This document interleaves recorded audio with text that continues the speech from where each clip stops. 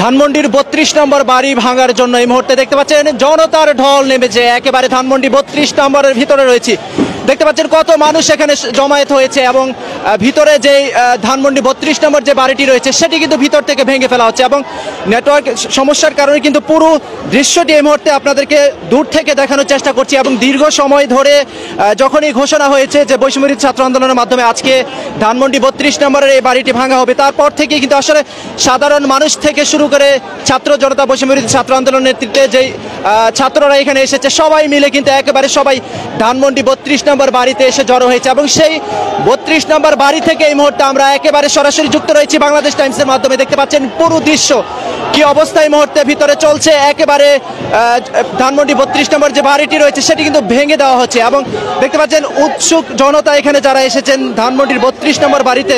আমরা সরাসরি তাদের সাথে কথা বলবো যে আসলে তারা কি কারণে এখানে এসেছে, ধানমন্ডি ৩২ নম্বরে এসেছে এবং দেখতে পাচ্ছেন একেবারে ধানমন্ডির ৩২ নম্বরের ভিতরে রয়েছে।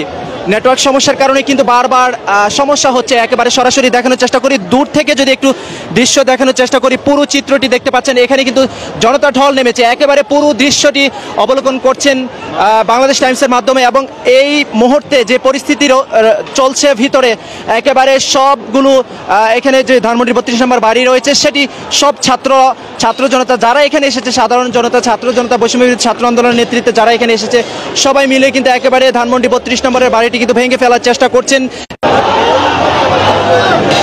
দূর থেকে দেখানোর চেষ্টা করছি, একেবারে পুরো চিত্র এই মুহূর্তে আপনারা অবলোকন করছেন। একেবারে ধানমন্ডি ৩২ নম্বর বাড়ির ভিতরে যে পরিস্থিতি এই মুহূর্তে রয়েছে, আমরা এখানে যারা এসেছেন তাদের দু একজনের সাথে কথা বলবো। আচ্ছা, ধানমন্ডি ৩২ নম্বর বাড়িটি ভেঙে ফেলা হচ্ছে, কি বলার আছে আপনাদের? কিছু বলতে চান? আপনার বাড়ি কোথায়? আমার 10-এ। কি বলতে চান? 10-এ না, এটা আসলে 17 বছরের মানুষের কি বলে ক্ষোভের প্রকাশ আর কি, আর কিছু না। কারণ খুব বেশি বাড়াবাড়ি করছে, তো এত মানুষ মরলো, এত ছাত্ররা হলো, তো সেখানে যদি এখন উনি লাইভ করবে, কোনো দরকার ছিল না তো দেশে।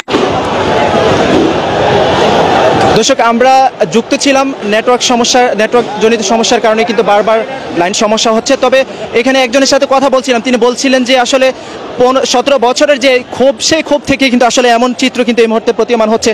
তবে একেবারে উপর থেকে যদি দেখানোর চেষ্টা করি, দেখছেন কত মানুষ এখানে জড়ো হয়েছে, দেখতে পাচ্ছেন।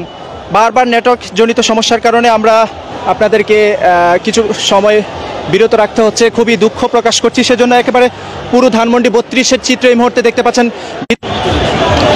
প্রায় কয়েক হাজার মানুষের এখানে উপস্থিতি আমরা লক্ষ্য